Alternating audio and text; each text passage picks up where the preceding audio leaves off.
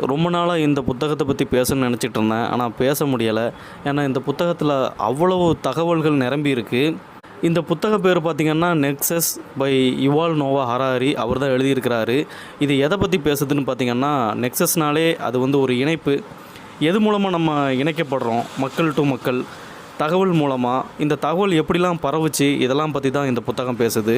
நம்ம தோன்றிய காலகட்டத்திலிருந்து காலங்காலமாக குகை ஓவியம், எழுத்துக்கள், அச்சுப்பொறி, வானொலி, இன்றைக்கி வர டிவி, அதுக்கப்புறமா மொபைலில் யூஸ் பண்ணுற ஏஐ, இது வரைக்கும் நம்மளை இணைச்சிக்கிட்டு தான் இருக்குது ஏதோ ஒரு தகவலை வச்சு. இப்படி காலங்காலமாக வந்த தகவல் உண்மையான தகவலா இல்லைனா பொய்யான தகவலாங்கிறது நமக்கு தெரியாது. ஒரு தகவலை எடுத்துக்கிட்டோன்னா அதில் உண்மையான தகவலும் இருக்கும், இல்லைனா பொய்யான தகவல் அல்லது தவறான தகவல் அப்படியும் இருக்கும். ஆனால் இதை பெரும்பாலும் நம்ம ஆராயிறதே கிடையாது. உதாரணத்துக்கு இந்த ஜோசியத்தை எடுத்துக்கங்களேன். இந்த ஜோசியக்காரங்க நட்சத்திர தொகுதிகளை கணிச்சு கற்பனையாக ஒரு தகவலை தராங்க. அதை பெரும்பாலும் எல்லோரும் நம்புகிறாங்க. ஏன்னா இந்த பிரபஞ்சத்தை பற்றி நம்மளுக்கு முழுமையாக தெரியாது. இந்த ஜோசியங்கிறது இன்றைக்கி நேற்று நடக்கிறது கிடையாது.